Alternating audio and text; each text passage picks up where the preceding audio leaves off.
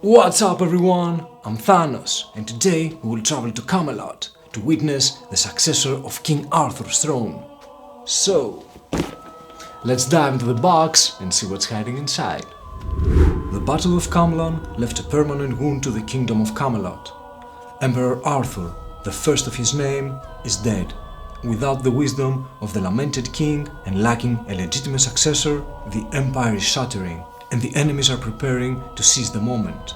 The Knights of the Round Table, the Sisters of Avalon, and the Court of Camelot are seeking a monarch that will succeed Arthur. But the monarch must also have the favor of the common people. Will you earn their trust and respect with your deeds and lead Camelot to a new era?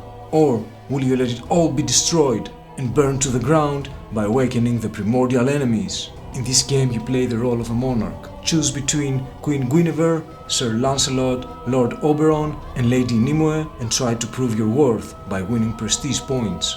The characters will travel in various locations included in the journey book. Each location has slots for speakers, characters the players will come across during the game, and unique peril actions that players can take against each other. When you reach 10 prestige, you immediately win the game.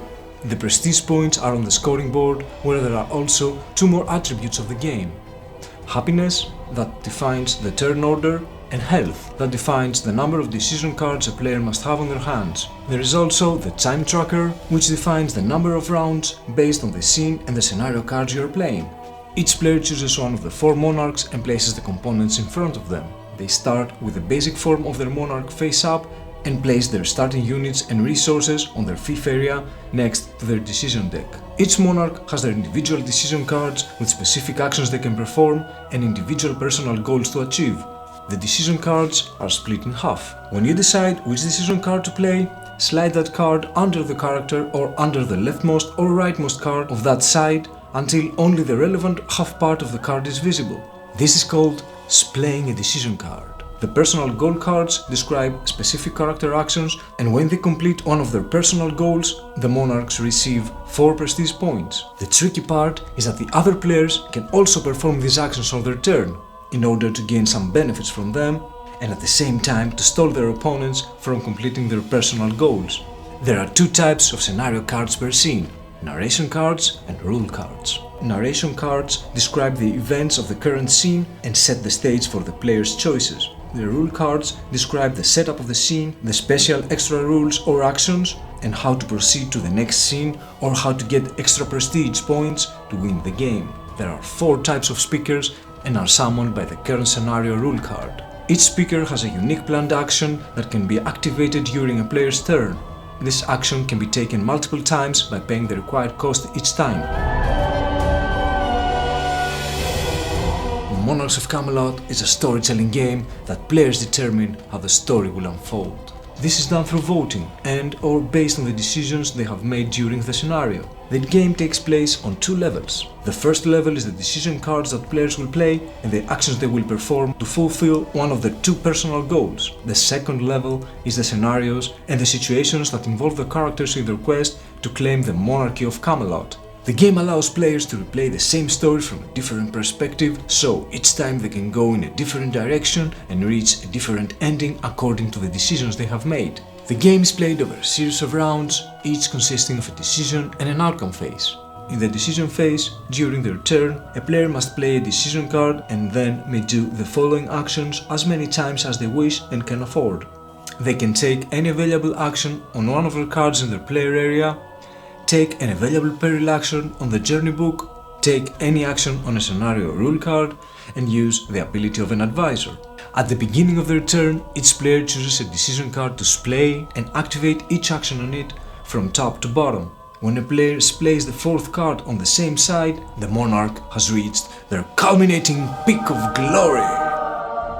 So, that monarch's card is replaced by their appropriate advanced form, matching the art of the splayed decision cards that triggered it.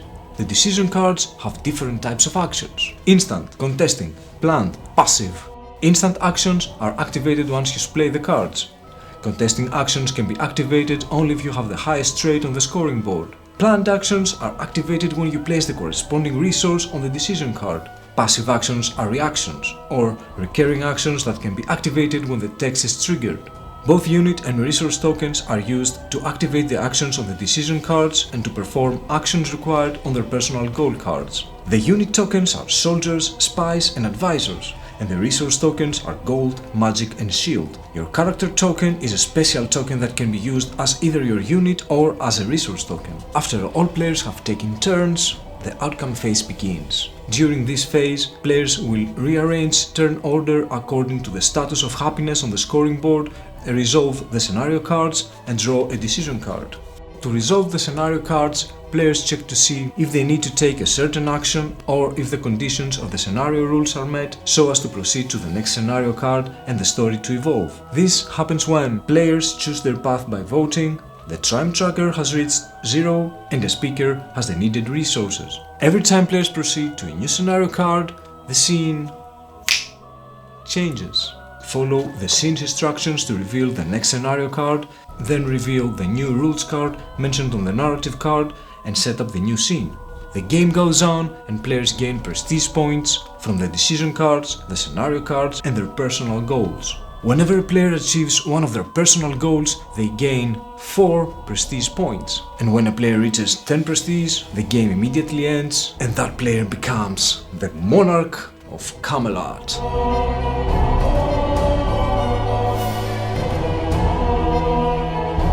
And now let's take a look on the characters of the game. First is Queen Guinevere. By playing cards on the left, you support Guinevere's personal goal to become the Empress and remove all 3 suitors from the game by using the Inner Circle card. By playing cards on the right, you support her personal goal to become the White Lady and remove all soldiers from the Camelot's garrison. Then we move on to Sir Lancelot. By playing cards on the left, you support Sir Lancelot's personal goal to become the Warden of Kingdom and complete all the parts of the legendary quest cards. By playing cards on the right, you support his personal goal to become the Vindicator and remove all units from the Conspiracy card. Next is Lady Nimue. By playing cards on the left, you support Lady Nimue's personal goal to become the Lady of the Lake and reach 8 stars on the Power Accession quest card. By playing cards on the right, you support her personal goal to become the Camelot Stewardess and gather all 5 relics in her fief. Next is Lord Oberon.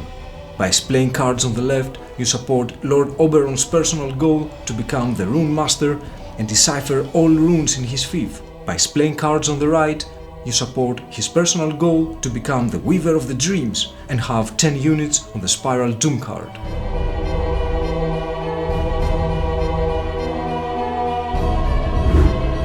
Well, this was my story of Monarchs of Camelot. Until next time, take care and remember the famous words: I'd sooner be called a successful crook than a destitute monarch.